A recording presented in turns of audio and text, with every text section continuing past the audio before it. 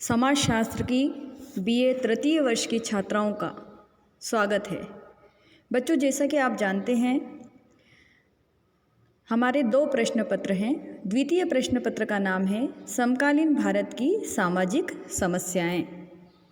आइए बच्चों, आज हम जानते हैं कि सामाजिक समस्या वास्तव में होती क्या है।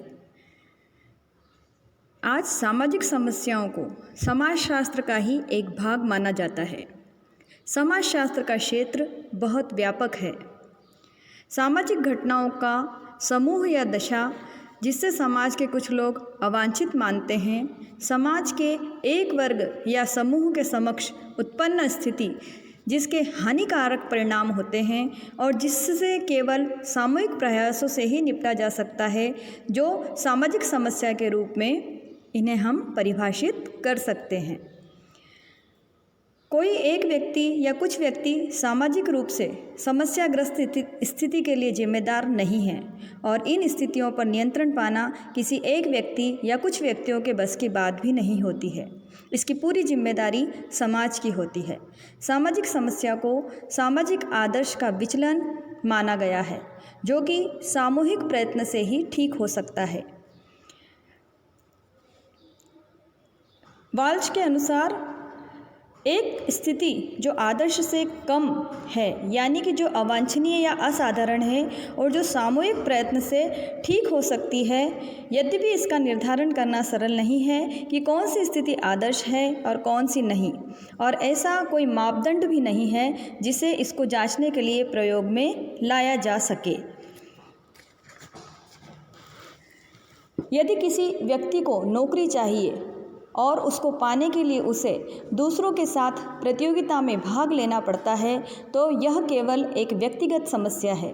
इसी प्रकार यदि किसी व्यक्ति को मादक द्रव्यों के सेवन की आदत पड़ गई है और इसे छोड़ने के लिए उसे यदि किसी मनोचिकित्सीय संस्था या सामुदायिक केंद्र में भर्ती होना पड़ता है, तो वह भी उसकी व्यक्तिगत समस्या है। दूसरी ओर यदि किसी देश में 3-4 करोड़ व्यक्ति बेरोजगार हैं और कोई व्यक्ति अकेला उसके लिए प्रभावी कदम नहीं उठा सकता है, तो उसके समाधान के लिए एक संगठित प्रयास की आवश्यकता होगी। इस प्रकार एक तरह की परिस्थिति में एक समस्या व्यक्तिगत समस्या होती है, तो दूसरी वही समस्या सामाजिक समस्या होती है। मर्टन और निस्बट का विचार है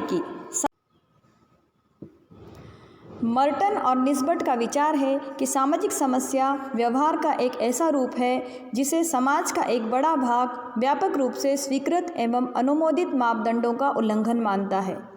यह परिभाषा मद्यपान, भ्रष्टाचार और सांप्रदायिकता जैसी समस्याओं पर ठीक बैठती है, परंतु जनसंख्या विस्फोट जैसी समस्याओं पर नहीं।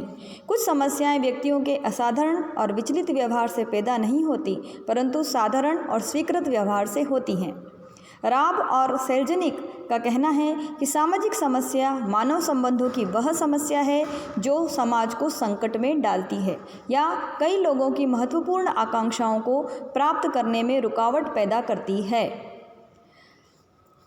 हर्बर्ट ब्लूमर लिखते हैं कि सामाजिक समस्याओं में वे कार्य और व्यवहार के स्वरूप आते हैं जिन्हें बड़ी संख्या में लोग समाज के प्रति घातक मानते हैं या सामाजिक प्रतिमानों का उल्लंघन समझते हैं और जिन्हें सुधारना वे संभव और वांछनीय मानते हैं।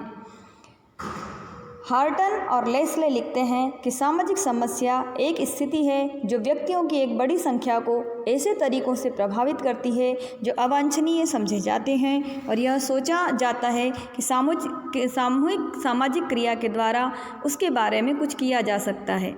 यहाँ यह परिभाषा इस बात पर बल देती है कि सामाजिक समस्या एक ऐसी स्थिति है जो व्यक्तियों की एक बड़ी संख्या को प्रभावित करती है, परंतु वह व्यक्तियों की सही संख्या नहीं बतलाती जो उससे प्रभावित होते हैं। वह केवल एक संकेत देती है कि इससे काफ़ी व्यक्ति प्रभावित होने चाहिए। हार्टन की इस परिभाषा से दूसरा तत्व जो ध्यान आकर्षित करता है वह है ऐसे तरीकों से जो अवांछनीय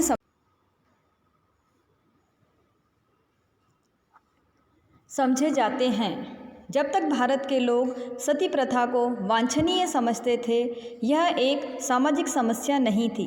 जब राजा राम मोहन राय ने इस विषय में पहल की और भारी संख्या में लोगों ने उन्हें समर्थन दिया और इस प्रथा को घातक और भयंकर कहकर आलोचना की, तभी सती प्रथा एक सामाजिक समस्या बनी।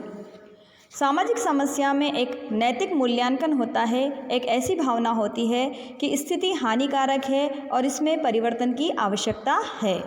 उन स्थितियों को सामाजिक समस्या नहीं माना जाता जो बदली नहीं जा सकती या जिन्हें टाला नहीं जा सकता। इस प्रकार कुछ वर्ष पूर्व तक अकाल को सामाजिक समस्या नहीं समझा जाता था, क्योंकि लोगों को यह विश्वास था कि बरसात का कम होना इंद्र के प्रकोप का परिणाम है। आजकल राजस्थान और गुजरात जैसे राज्यों में अकाल को सामाजिक समस्या के रूप में लिया जा रहा है।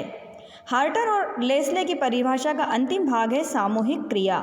सामाजिक समस्या का समाधान एक व्यक्ति या कुछ व्यक्तियों से नहीं हो सकता। सारी सामाजिक समस्याओं से सामाजिक स्तर पर भी निपटा जा सकता है, यानी कि यह विश्वास किया जाता है कि उनका समाधान जनता की रुचि, वाद विवाद, जनमत रचना और दबाव से ही हो सकता है। वेनबर्ग ने सामाजिक समस्याओं की 6 विशेषताएं बतलाई हैं। पहली, सामाजिक समस्याएं वे हैं जिन्हें समाज के कई सदस्य आपत्तिजनक मानते हैं, इसलिए उन प्रतिकूल स्थितियों को जिन्हें समाज निंदनीय नहीं मानता, सामाजिक समस्या नहीं माना जा सकता।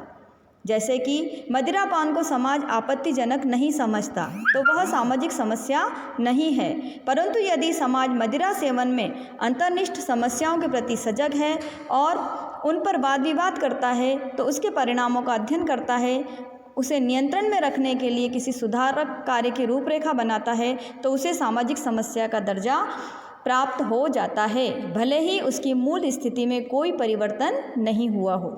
दूसरी जो बात है वो है सामाजिक समस्याएं बदल जाती हैं यदि उनसे संबंधित व्यवहार के स्वरूपों की भिन्न भिन्न रूपों से व्याख्या की जाए।